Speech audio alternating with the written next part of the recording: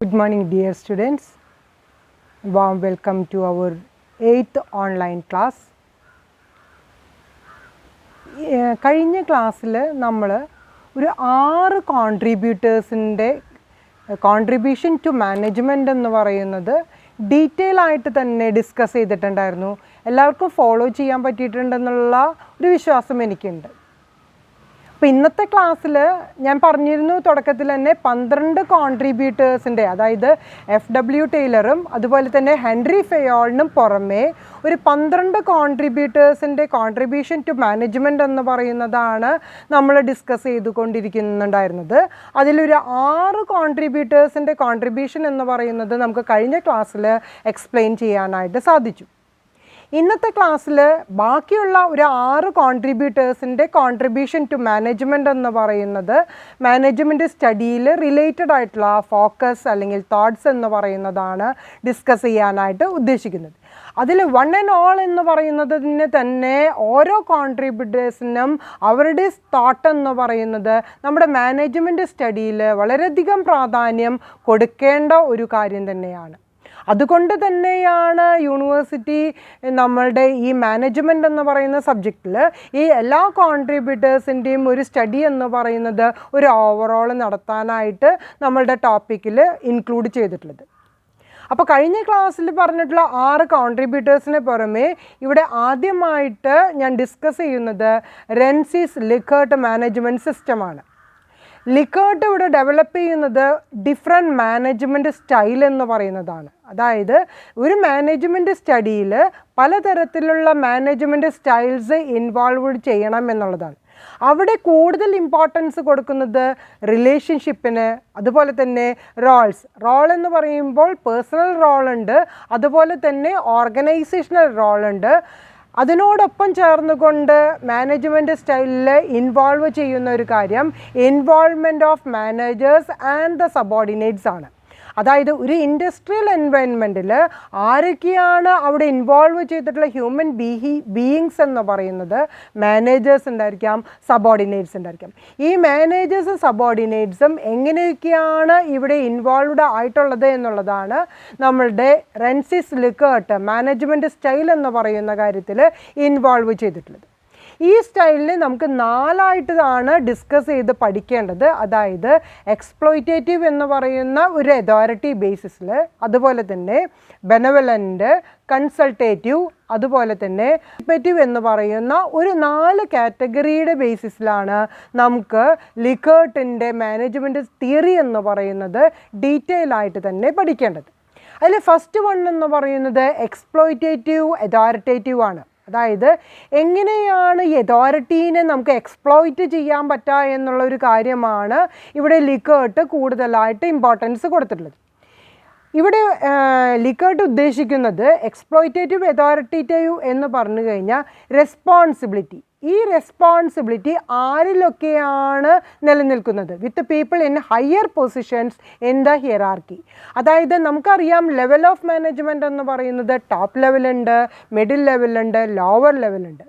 ഇവിടെ ലിക്കേർട്ട് ഉദ്ദേശിക്കുന്നത് ഹൈ ലെവലിൽ മാത്രമാണ് ഈ റെസ്പോൺസിബിലിറ്റി എന്ന് പറയുന്നത് നിലനിൽക്കുന്നത് എന്നുള്ളതാണ് എക്സ്പ്ലോയിറ്റേറ്റീവ് അതോറിറ്റേറ്റീവിൽ അവിടെ പറയുന്നത്. അതായത് ഡിസിഷൻ മേക്കിങ്ങിൻ്റെ ഒരു പ്രോസസ്സിൽ അല്ലെങ്കിൽ ഒരു ഫങ്ഷനിൽ ഒരിക്കലും ബോട്ടം ലെവൽ അല്ലെങ്കിൽ ലോവർ ലെവൽ കാറ്റഗറീസിന് ഒരു ഇമ്പോർട്ടൻസും ഇവിടെ കൊടുക്കുന്നില്ല എന്നുള്ളതാണ് എക്സ്പ്ലോയിറ്റേറ്റീവ് അതോറിറ്റീവിൽ പറയുന്നത്. അതായത് വർക്കേഴ്സിന് ഒരിക്കലും മാനേജ്മെൻറ്റ് ഡിസിഷൻസിൽ ഇൻവോൾവ് ആവാനായിട്ട് സാധിക്കില്ല.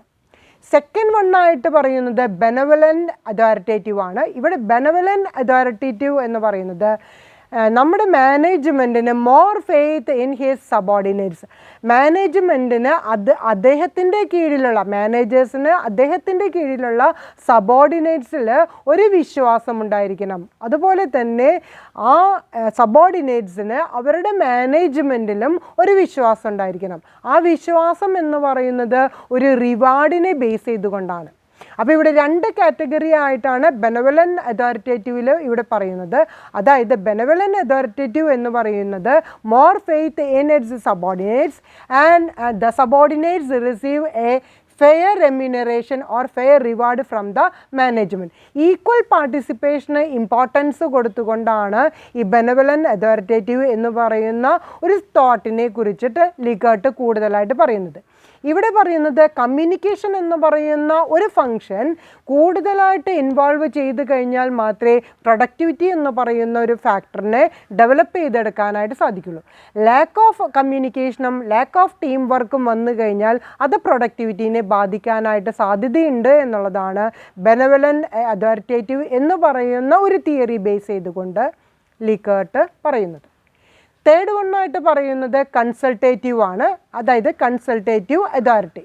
കൺസൾട്ടേറ്റീവ് അതോറിറ്റിയിൽ ഒരു ഓപ്പൺ ഫോം ഓഫ് കമ്മ്യൂണിക്കേഷൻ ഒരു എംപ്ലോയിക്ക് സബോർഡിനേറ്റ്സിനോടും അതുപോലെ തന്നെ സബോർഡിനേറ്റ്സിന് എംപ്ലോയീസിനോടും ഒരു കമ്മ്യൂണിക്കേഷൻ ഓപ്പണായിട്ട് പറയാനായിട്ട് സാധിക്കണം. അതായത് vertical communication and the horizontal communication എന്ന് പറയുന്ന ഒരു ഓപ്ഷനാണ് ലിക്കർട്ട് കൺസൾട്ടേറ്റീവ് എന്ന് പറയുന്ന കാറ്റഗറിയിൽ വരുന്നത്. അതായത് റൂൾസ് ആൻഡ് റെഗുലേഷൻസ് ഫിക്സ് ചെയ്യുമ്പോൾ അല്ലെങ്കിൽ ഡിസിഷൻസ് എടുക്കുന്ന സമയത്ത് ഒരു ഈക്വൽ കമ്മ്യൂണിക്കേഷൻ ഉണ്ടായതിന് ശേഷം മാത്രമേ തീരുമാനങ്ങൾ എടുക്കാൻ പാടുള്ളൂ എന്നുള്ളതാണ് ഒരു കൺസൾട്ടേറ്റീവ് അതോറിറ്റേറ്റീവ് എന്ന് പറയുന്ന ഒരു പ്രൊസീജിയറിൽ ലിക്കർട്ട് പറയുന്നത്. അവിടെ ഈക്വൽ ഇമ്പോർട്ടൻസ് എന്ന് പറയുന്നത് മാനേജേഴ്സിനും അതുപോലെ തന്നെ സബോർഡിനേറ്റ്സിനും ഉണ്ട്. അതുകൊണ്ടാണ് ഇവിടെ പറയുന്നത് വെർട്ടിക്കൽ ആൻഡ് ഹൊറിസോണ്ടൽ കമ്മ്യൂണിക്കേഷൻ എന്ന് പറയുന്ന ഒരു കാറ്റഗറി എന്ന് പറയുന്ന ഒരു ആശയം ലിക്കർട്ട് ഇവിടെ വെച്ചിട്ടുള്ളത്. ഫോർത്ത് വണ്ണായിട്ട് പറയാനുള്ളത് പാർട്ടിസിപ്പേറ്റീവ് അതോറിറ്റേറ്റീവ് ആണ്. ഇവിടെ എംപ്ലോയീസിന്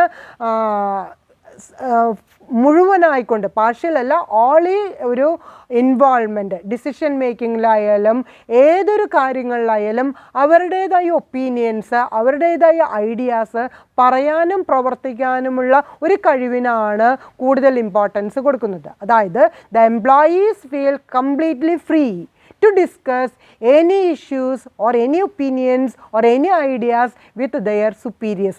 അവർക്ക് superiors-നോട് ഈ വർക്കിൻ്റെ ബേസിസിൽ പേഴ്സണലായിട്ടുള്ള കാര്യങ്ങളിനേക്കാൾ ഉപരിയായിട്ട് ഒരു ജോബ് എന്ന് പറയുന്നത് എത്രത്തോളം പ്രൊഡക്റ്റീവ് ആക്കാനായിട്ട് സാധിക്കും അതിനുള്ള സജഷൻസ് ഐഡിയാസ് ഫ്രീ ആയിട്ട് കമ്മ്യൂണിക്കേറ്റ് ചെയ്യാനുള്ള ഒരു റോള് അവിടെ പ്ലേ ചെയ്യാനായിട്ട് സാധിക്കും.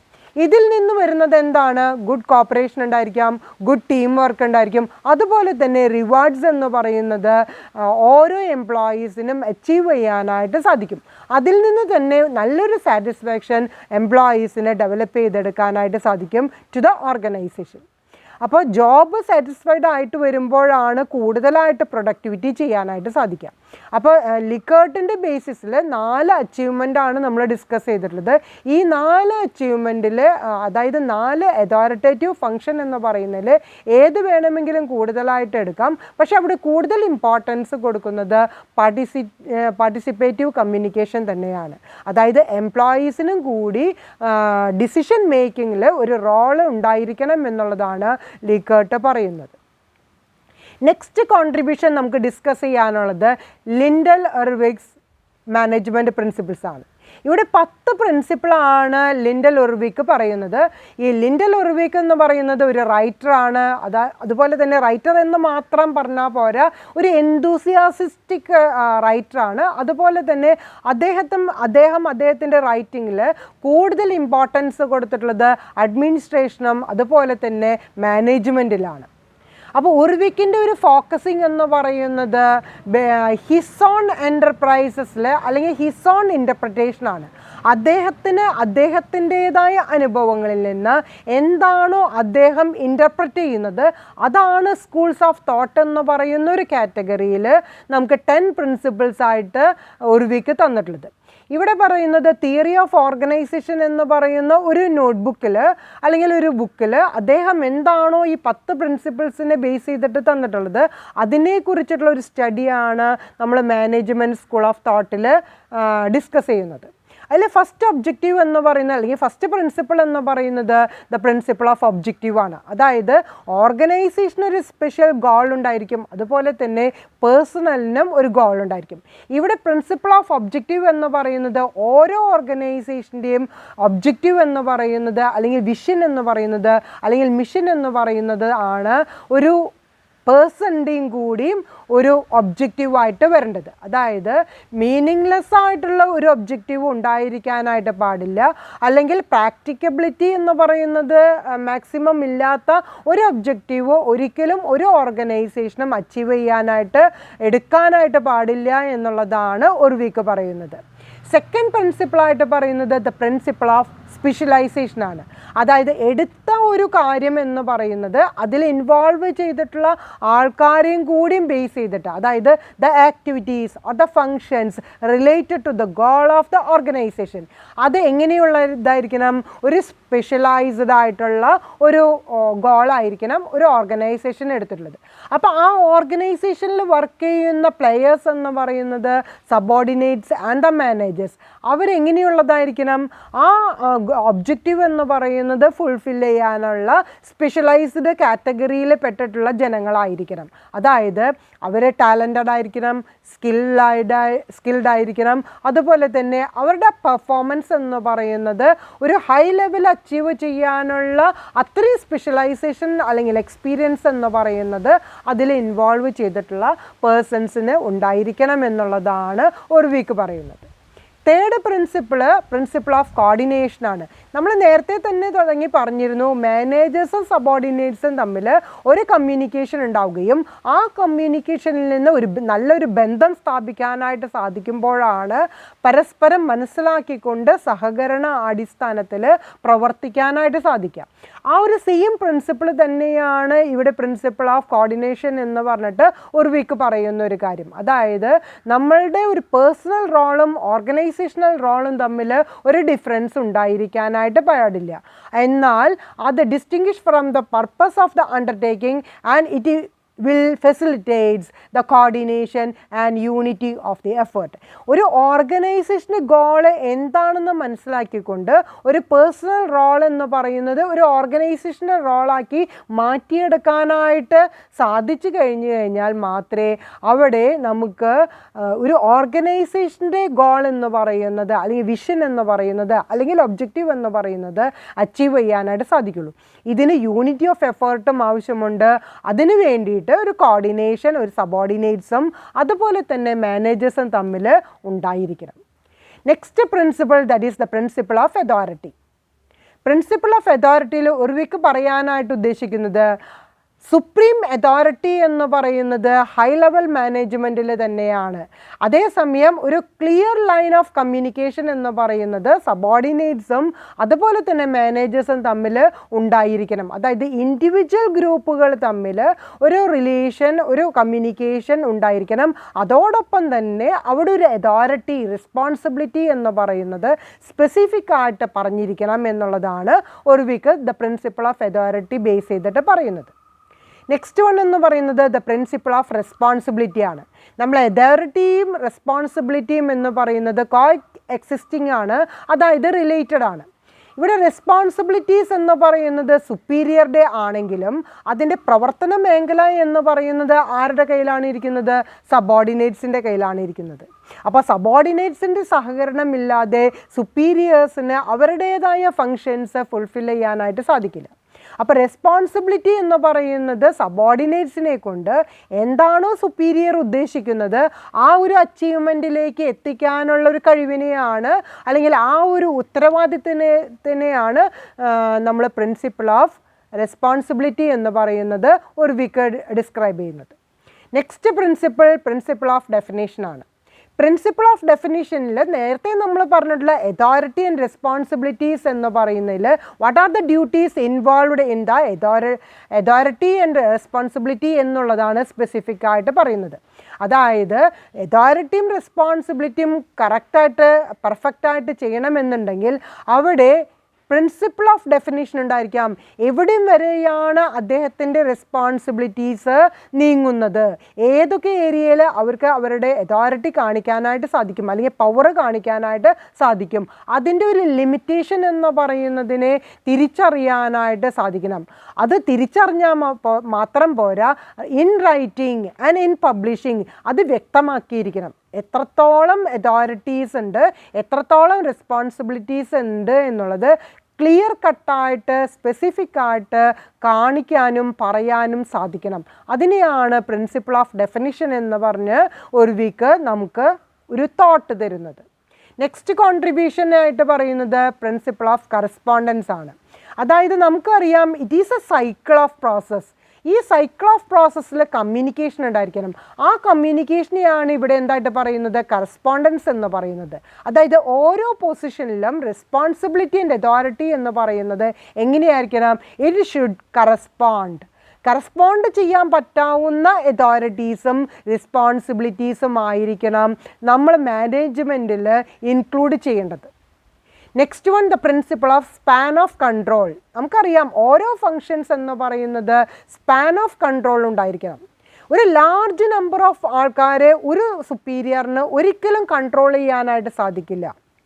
നമ്പർ ഓഫ് പീപ്പിൾ എന്ന് പറയുന്നത് 5 or 6 ആക്കിയിട്ട് ലിമിറ്റ് ചെയ്യണമെന്നുള്ളതാണ് ഇവിടെ സ്പെസിഫിക് ആയിട്ട് ഒരു വീക്ക് പറയുന്ന ഒരു കാര്യം.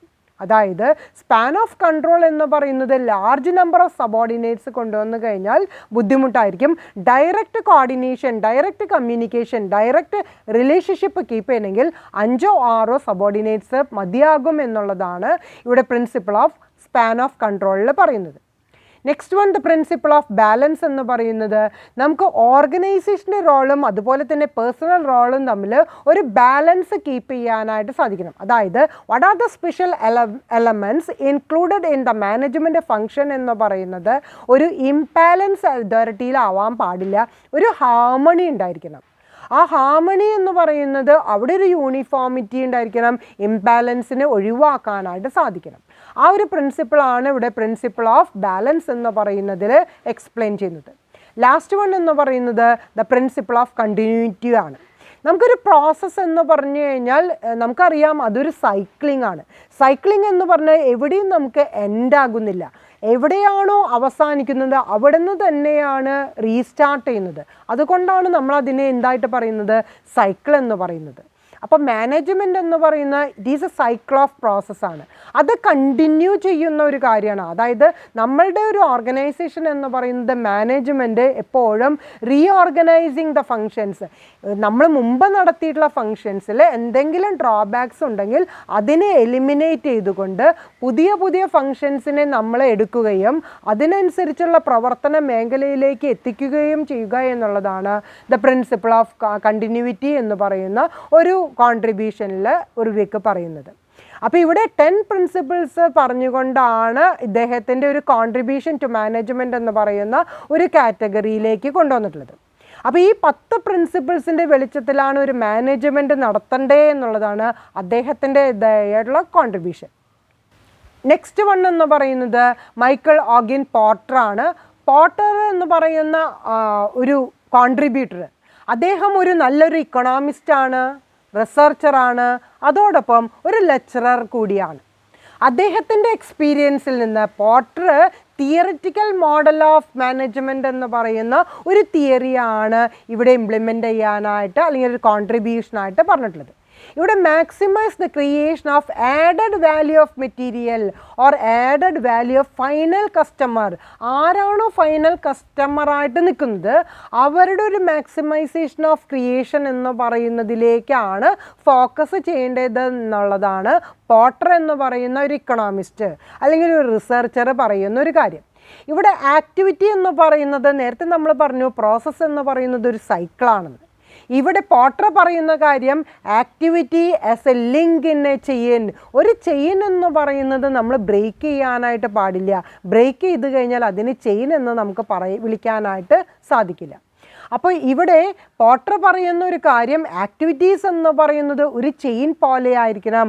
അതായത് step by step up action ഉണ്ടെങ്കിൽ മാത്രമേ മാനേജ്മെൻറ്റ് എന്ന് പറയുന്നത് ഇഫക്റ്റീവും അതുപോലെ തന്നെ എഫിഷ്യൻറ്റും ആക്കാനായിട്ട് സാധിക്കുള്ളൂ. അതായത് value is added to the product എന്ന് പറയുന്ന ഒരു ഫിനിഷ്ഡ് ഗുഡ്സ് എന്ന് പറയുന്ന ഒരു ഐറ്റത്തിലേക്ക് നമുക്ക് എത്തിക്കണം എന്നുണ്ടെങ്കിൽ സ്റ്റെപ്പ് ബൈ സ്റ്റെപ്പായിട്ട് വാല്യൂ ആഡപ്പ് ചെയ്ത് വന്നു കഴിഞ്ഞാൽ മാത്രമേ ഒരു ഇഫക്റ്റീവ് അല്ലെങ്കിൽ എഫിഷ്യൻ്റ് മാനേജ്മെൻറ്റ് എന്ന് പറയുന്നത് ചെയ്യാനായിട്ട് സാധിക്കുള്ളൂ എന്നുള്ളതാണ് ഇവിടെ പോട്ടർ പറയുന്നത്. So the essence of strategy is choosing what not to do. എന്താണ് ചെയ്യാൻ പാടില്ലാത്തത്, അതിനെയാണ് സ്കൂൾ ഓഫ് മാനേജ്മെൻറ്റിലെ എസെൻസ് അല്ലെങ്കിൽ സ്ട്രാറ്റജിയുടെ എസെൻസ് ആയിട്ട് മൈക്കിൾ ഇ പോട്ടർ ഇവിടെ പറയുന്നത്. അദ്ദേഹത്തിൻ്റെ കോൺട്രിബ്യൂഷൻ എന്ന് പറയുന്നത് ഇത്ര മാത്രമേ ഉള്ളൂ.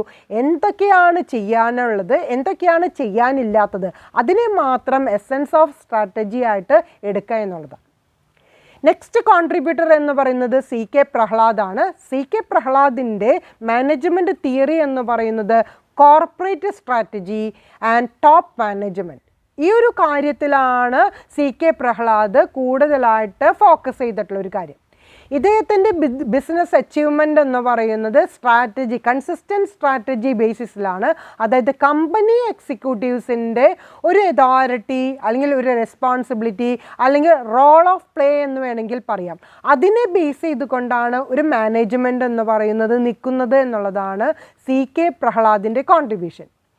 അദ്ദേഹം എയിം ചെയ്യുന്നത് എന്താണെങ്കിൽ corporations how innovations must be a constant strategy goal.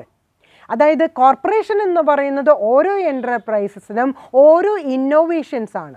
ഈ ഇന്നോവേഷൻസിനെ എങ്ങനെയാണോ ഒരു കോൺസ്റ്റൻറ്റ് സ്ട്രാറ്റജി എന്ന് പറയുന്ന അതിൻ്റേതായ ഒരു ഗോളിലേക്ക് എങ്ങനെയാണ് അച്ചീവ് ചെയ്യാനായിട്ട് സാധിക്കുക എന്നുള്ള ഒരു ചിന്തയാണ് അല്ലെങ്കിൽ ഒരു ഫോക്കസിങ് ആണ് സി കെ പ്രഹ്ലാദ് ഇവിടെ വയ്ക്കുന്നത്. അതായത് സി കെ പ്രഹ്ലാദിനെ കമ്പയർ ചെയ്യുന്ന ഒരു കാര്യം ഡൈവേഴ്സിഫൈഡ് കമ്പനിയാണ്. ഇവിടെ ഡൈവേഴ്സിഫൈഡ് കമ്പനീനെ അദ്ദേഹം ഒരു എക്സാമ്പിളായിട്ട് തന്നിട്ടുള്ളത് ഒരു മരത്തിനെയാണ്.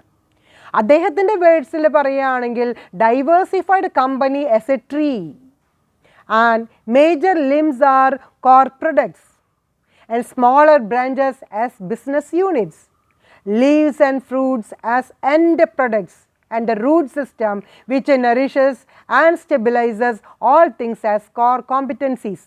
അതായത് ഒരു മരത്തിന് മരമായിട്ട് നിൽക്കണമെന്നുണ്ടെങ്കിൽ എന്തൊക്കെയോ ഉണ്ടായിരിക്കണം? മരത്തിന് തടികൾ ഉണ്ടായിരിക്കണം, ശാഖകൾ ഉണ്ടായിരിക്കണം, അതിൽ പൂക്കളും കായ്ക്കളും ഉണ്ടായിരിക്കണം. അതിൻ്റെ നിലനിൽപ്പ് എന്ന് പറയുന്നത് അതിൻ്റെ വേരിൻ്റെ ശക്തിയെ ഡിപ്പെൻഡ് ചെയ്തുകൊണ്ടിരിക്കും.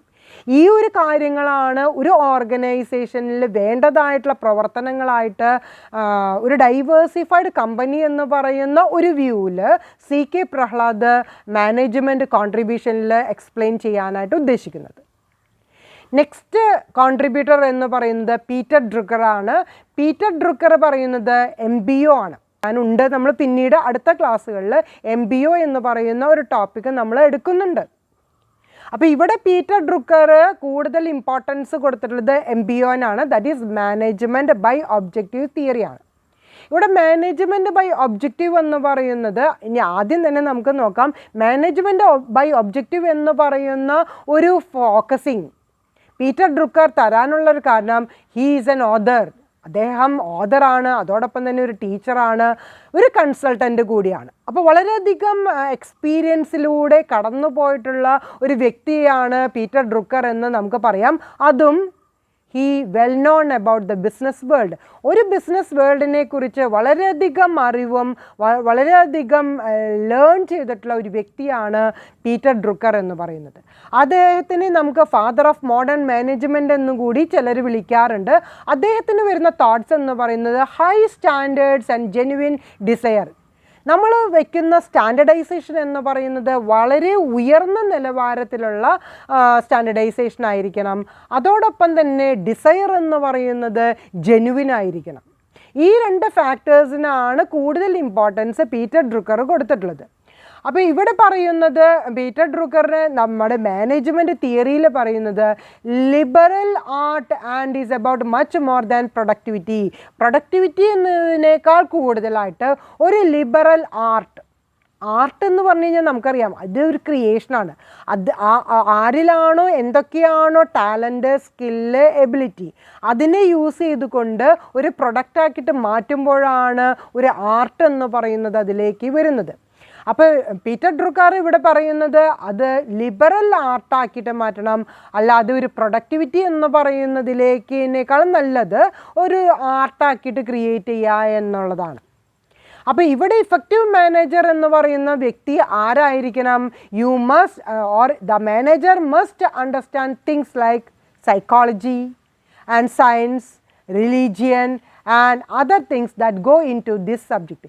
ഈ മാനേജ്മെൻ്റ് എന്ന് പറയുന്ന സബ്ജക്റ്റിനോട് ഏതൊക്കെ എലമെൻറ്റ്സ് അല്ലെങ്കിൽ ഏതൊക്കെ ഫീച്ചേഴ്സ് ആണോ റിലേറ്റഡ് ആയിട്ടുള്ളത് അതിനെക്കുറിച്ച് ക്ലിയർ ആയിട്ടുള്ള ഒരു അണ്ടർസ്റ്റാൻഡിങ് സൈക്കോളജിക്കലായാലും സോഷ്യോളജിക്കലായാലും സയൻറ്റിഫിക്കായിട്ടും റിലീജിയൻ ബേസിസിലും ഒരു പഠനം നടത്തിയിട്ടുള്ള ഒരു വ്യക്തിക്ക് മാത്രമേ ഇവിടെ നല്ലൊരു മാനേജറാകാനായിട്ട് സാധിക്കുള്ളൂ എന്നുള്ളതാണ് പീറ്റർ ഡ്രുക്കർ പറയുന്നത്.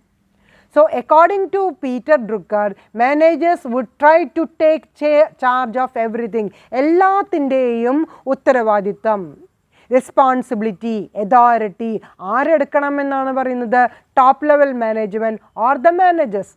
അവരിലാണ് എല്ലാ അതോറിറ്റീസും എല്ലാ റെസ്പോൺസിബിലിറ്റീസും നിലനിൽക്കുന്നത് എന്നുള്ളതാണ് MBO സിസ്റ്റത്തിൽ പീറ്റർ ഡ്രുക്കർ പറയുന്നത്.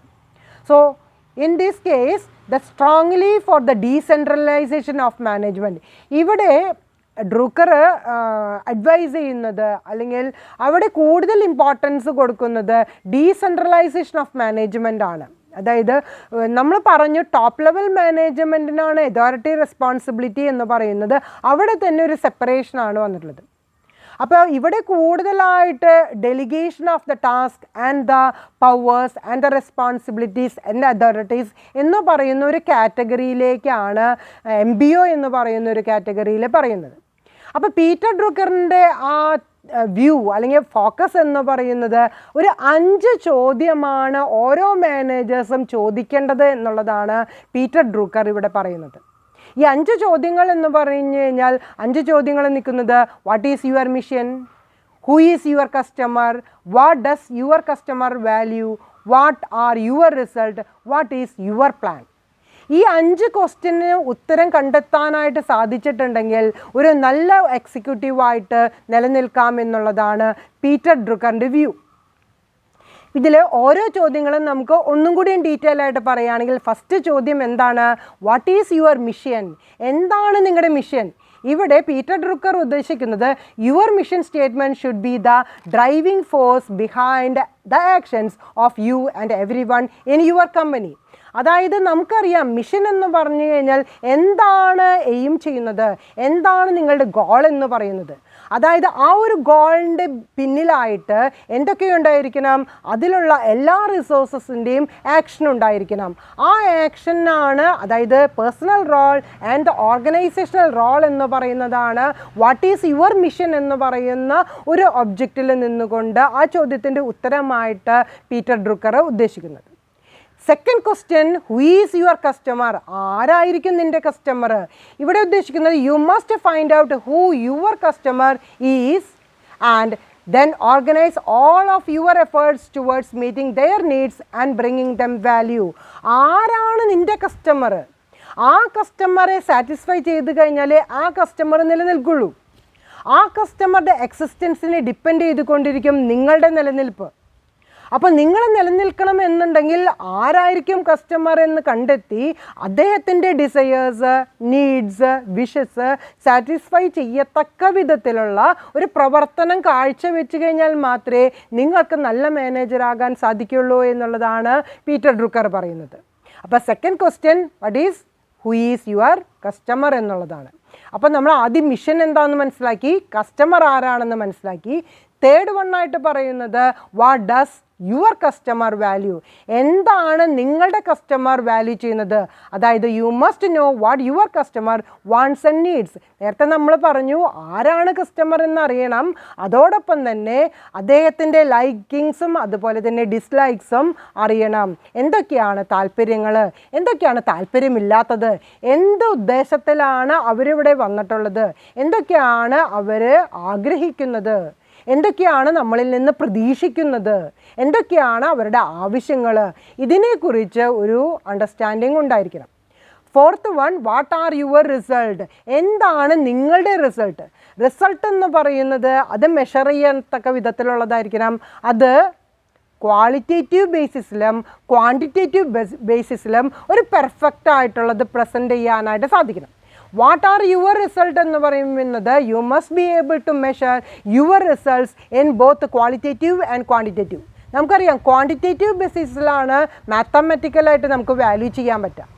അതേസമയം ക്വാളിറ്റേറ്റീവ് മെത്തേഡ്സിലാണ് നമുക്ക് റാങ്ക് ചെയ്യാനായിട്ട് സാധിക്കുക. അപ്പോൾ ക്വാളിറ്റേറ്റീവ് മെഷേഴ്സിലും ക്വാണ്ടിറ്റേറ്റീവ് മെഷേഴ്സിലും നമ്മുടെ ഔട്ട്പുട്ട് എന്ന് പറയുന്നത് മെഷർ ചെയ്യാനായിട്ട് സാധിക്കുന്ന തരത്തിലുള്ളത് ആയിരിക്കണം. ലാസ്റ്റ് ക്വസ്റ്റ്യൻ ചോദിക്കുന്നത് വാട്ട് ഈസ് യുവർ പ്ലാൻ, നിൻ്റെ പ്ലാൻ എന്താണ്? The plan should include your mission statement and action steps and a way to evaluate your result. Plan എന്ന് പറയുന്നത് എങ്ങനെയുള്ളതായിരിക്കണം? നിങ്ങൾ എന്താണോ ഉദ്ദേശിക്കുന്നത് അതിനനുസരിച്ച് കൊണ്ട് ഒരു ക്രോഡീകരിച്ചിട്ടുള്ള ഒരു പ്രൊസീജിയർ ഉണ്ടായിരിക്കണം. ആ procedure that means the base, ആ ബേസിനനുസരിച്ച് കൊണ്ട് ഓരോ പ്രവർത്തനങ്ങളും പ്ലേസ് ചെയ്യാനായിട്ട് സാധിക്കണം. അതായത് ഒരു ആക്ഷൻ, ഒരു ഓപ്പറേഷണൽ ബേസിസിൽ നമ്മൾ എന്താണോ സിസ്റ്റമാറ്റിക്കായിട്ട് പ്ലാൻ ചെയ്ത് വെച്ചത് അത് നടപ്പിലാക്കാനായിട്ട് സാധിക്കണം. അതോടൊപ്പം തന്നെ നമ്മൾ നടപ്പിലാക്കി വരുമ്പോൾ നമുക്ക് ഇവാലുവേറ്റ് ചെയ്യാനായിട്ട് സാധിക്കണം, എത്രത്തോളം നമുക്ക് പെർഫെക്ഷൻ കീപ്പ് ചെയ്യാനായിട്ട് സാധിച്ചിട്ടുണ്ട്. അതിനനുസരിച്ച് കൊണ്ട് ഫ്ലെക്സിബിളായിട്ട് മാറ്റങ്ങൾ നമുക്ക് വരുത്താനായിട്ട് സാധിക്കണം.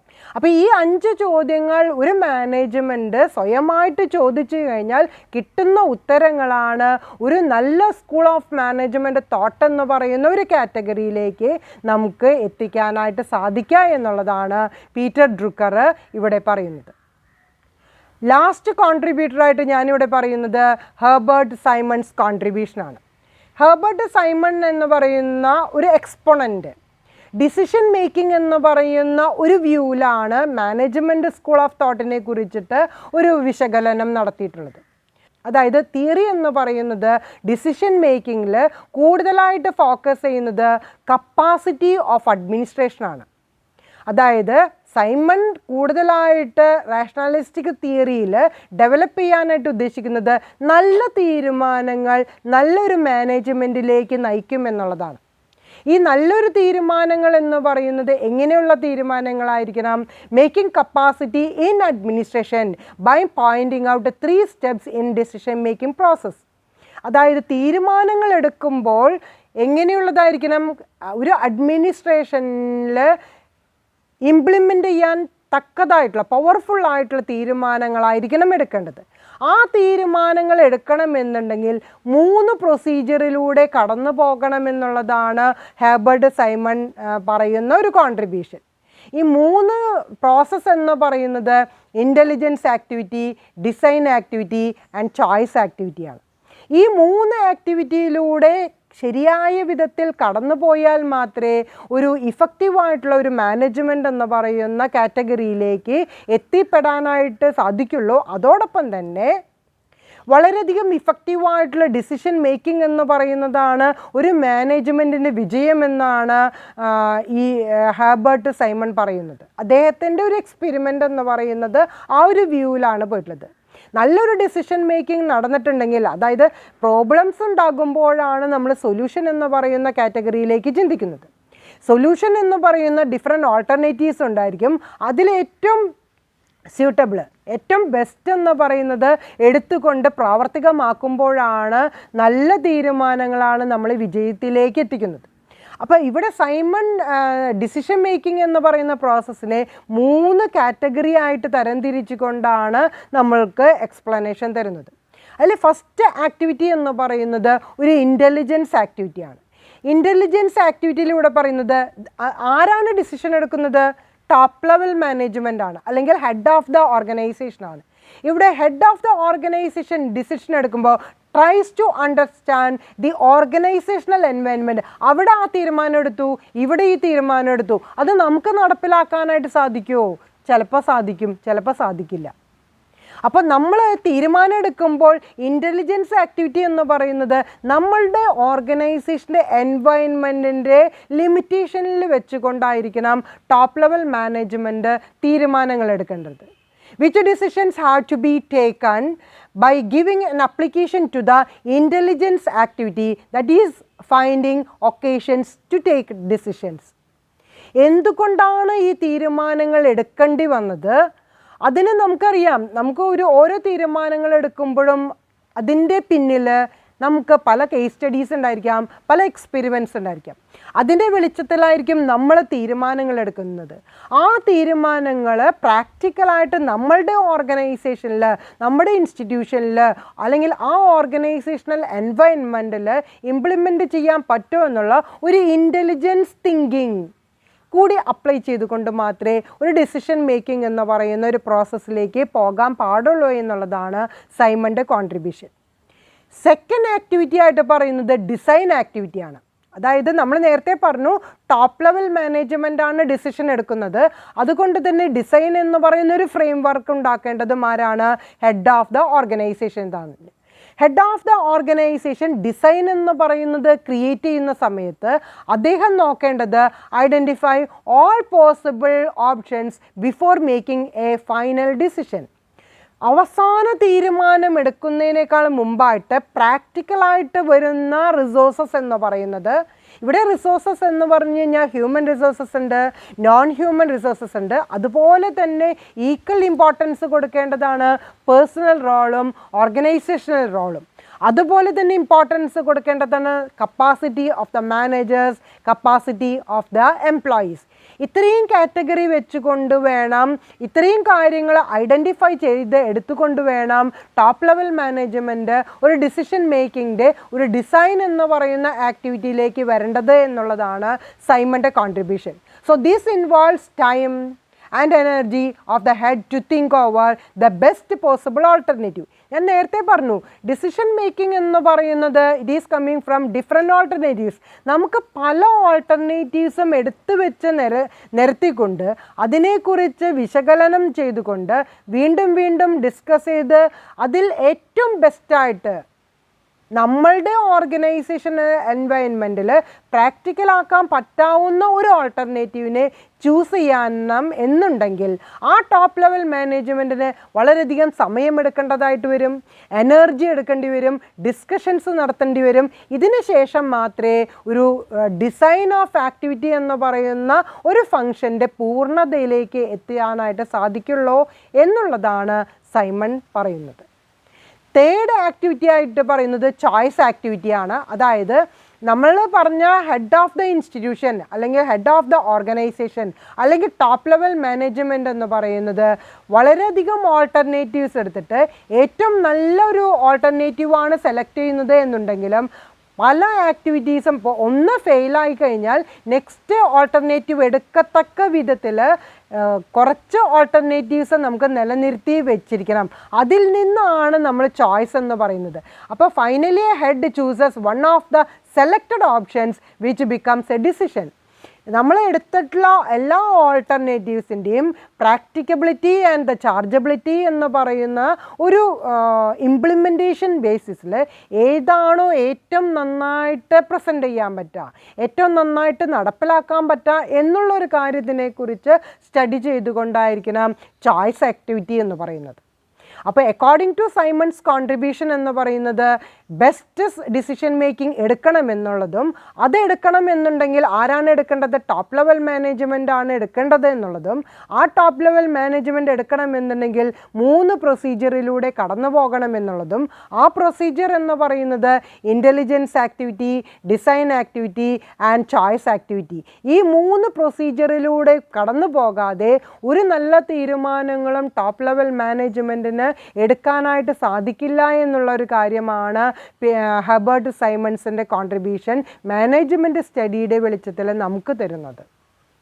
ഇത്രയാണ് നമ്മളുടെ കോൺട്രിബ്യൂട്ടേഴ്സിൻ്റെ കോൺട്രിബ്യൂഷൻ ടു മാനേജ്മെൻറ്റ് എന്ന് പറയുന്നതിൽ ഒരു മാനേജ്മെൻറ്റ് സ്റ്റുഡൻറ്റിന് സഹായിക്കുന്ന കോൺട്രിബ്യൂഷൻസ്. അപ്പോൾ already 12 contribution plus Taylor and Fayol ഞാൻ ഡിസ്കസ് ചെയ്ത് കഴിഞ്ഞു. ഇത്രയുമാണ് നമ്മളുടെ ഈ സെമ്മിൽ ബിസിനസ് മാനേജ്മെൻറ്റ് എന്ന് പറയുന്ന സബ്ജക്റ്റിൽ നമ്മൾ ലീഡ് ചെയ്യുന്ന തിയറീസ് എന്ന് പറയുന്നത്. ഇതിൽ 12, 2, 14 കോൺട്രിബ്യൂട്ടേഴ്സിനും ഒന്നിനും നമുക്ക് ഒരു ലെവലെന്ന് പറയുന്നത് കൊടുക്കാനില്ല. ഈക്വൽ ഇമ്പോർട്ടൻസ് തന്നെ കൊടുക്കണം. എന്നുണ്ടെങ്കിലും നമ്മൾ മാനേജ്മെൻറ്റ് സ്കൂൾ ഓഫ് തോട്ടിൽ കൂടുതൽ ഇമ്പോർട്ടൻസ് കൊടുക്കുന്നത് ടൈലറിസത്തിനും അതുപോലെ തന്നെ ഫയോളിസത്തിനും തന്നെയാണ്. എന്നുണ്ടെങ്കിലും നമ്മൾ ഈ എക്സ് തിയറി ആയാലും വൈ തിയറി ആയാലും MBO ആയാലും അതിനൊക്കെ വളരെയധികം പ്രാധാന്യം പല ഓർഗനൈസേഷനിലും നടപ്പിലാക്കുന്ന സന്ദർഭങ്ങളിൽ കൊടുക്കുന്നുണ്ട് എന്നുള്ളത് തന്നെയാണ് ഒരു പ്രാക്ടിക്കബിലിറ്റി അല്ലെങ്കിൽ ചാർജബിലിറ്റിയുടെ കേസിൽ എനിക്ക് പറയാനുള്ളത്. അപ്പം നമ്മൾ നന്നായിട്ട് തന്നെ 12 കോൺട്രിബ്യൂട്ടേഴ്സിൻ്റെയും അതുപോലെ തന്നെ പോപ്പുലറായിട്ടുള്ള ടൈലറുടെയും ഫയോളിൻ്റെയും കോൺട്രിബ്യൂഷൻസ് നമ്മൾ പറഞ്ഞ് ഇവിടെ നിർത്തിയിരിക്കുകയാണ്. ഓൾമോസ്റ്റ് എല്ലാ കുട്ടികൾക്കും ഫോളോ ചെയ്യാൻ പറ്റിയിട്ടുണ്ടെന്ന് ഞാൻ വിചാരിക്കുന്നു. ഇതും ഞാൻ പറയുകയാണ്, കഴിഞ്ഞ ക്ലാസ്സിൽ ഞാൻ പറഞ്ഞിട്ടുണ്ടായിരുന്നു, അതിൻ്റെ കണ്ടിന്യൂവേഷൻ ആയതുകൊണ്ട് ഞാൻ വീണ്ടും പറയുകയാണ്, ഇത്രയും ഡീറ്റെയിൽ ആയിട്ട് നിങ്ങളുടെ ടെക്സ്റ്റ് ബുക്കിൽ ഈ ടോപ്പിക്ക് ഇല്ല. അതുകൊണ്ട് തന്നെ എല്ലാവരും കഴിഞ്ഞ ക്ലാസ്സിൽ പറഞ്ഞതിൻ്റെ കണ്ടിന്യൂറ്റി എന്നുള്ള ബേസിസിൽ എല്ലാ സ്റ്റുഡൻസും ലെക്ചർ നോട്ട് എഴുതിയിട്ടുണ്ട് എന്ന് തന്നെയാണ് ഞാൻ പ്രതീക്ഷിക്കുന്നത്. ഈ ലെക്ചർ നോട്ടിൻ്റെ ബേസിസിൽ ആണ് നിങ്ങൾ ഇൻട്രാക്ഷൻ ടൈമിൽ ½ an hour എടുത്തിട്ട് റിവ്യൂ എഴുതേണ്ടത്. ആ റിവ്യൂ ആണ് ഞങ്ങൾ ചെക്ക് ചെയ്യാനായിട്ട് പോകുന്നതും അതുപോലെ തന്നെ ആ റിവ്യൂ ആണ് നിങ്ങൾ പഠിക്കേണ്ടതും. അപ്പം നിങ്ങളുടെ ടെക്സ്റ്റിൽ ഇത്രയല്ലേ ഉള്ളൂ, ടീച്ചർ എന്തിനാ ഇത്രയും ഡീറ്റെയിൽ ആയിട്ട് പറയുന്നേ എന്ന് ചിന്തിക്കരുത്. ഇത് നമ്മുടെ ബേസിക്സ് ഓഫ് ബിസിനസ് മാനേജ്മെൻറ്റ് സ്റ്റഡിയാണ്. അതിൽ ഇത്രയും ഇമ്പോർട്ടൻസ് തന്നെ വേണം, ഇത്രയും ഡീറ്റെയിൽ തന്നെയായിട്ട് നിങ്ങൾ പഠിക്കണം. ടെക്സ്റ്റ് എന്ന് പറയുന്നത് നിങ്ങൾക്ക് റെഫർ ചെയ്യാനുള്ള ഒരു ചെറിയൊരു ഗൈഡ് പോലെ കണക്കാക്കാനായിട്ട് പറ്റുള്ളൂ. പക്ഷെ നമ്മൾ കുറച്ചും കൂടിയും ഡീറ്റെയിൽ ആയിട്ട് പഠിച്ചു കഴിഞ്ഞാൽ മാത്രമേ ഈ ബിസിനസ് മാനേജ്മെൻറ്റ് എന്ന് പറയുന്ന സബ്ജക്റ്റിനെ കുറിച്ച് നമുക്ക് ആധികാരികമായിട്ടുള്ള അറിവ് സമ്പാദിക്കാനായിട്ട് സാധിക്കുള്ളൂ. അതുകൊണ്ട് തന്നെയാണ് ഞാനത് ഡീറ്റെയിൽ ആയിട്ട് എക്സ്പ്ലെയിൻ ചെയ്യാനായിട്ട് ശ്രമിച്ചിട്ടുള്ളത്. അപ്പോൾ എല്ലാവർക്കും ഫോളോ ചെയ്യാൻ പറ്റിയിട്ടുണ്ടെന്നുള്ളൊരു പ്രതീക്ഷയിൽ ഇന്നത്തെ ക്ലാസ് ഞാൻ വൈൻഡപ്പ് ചെയ്യാണ്. Thank you very much. Have A nice day.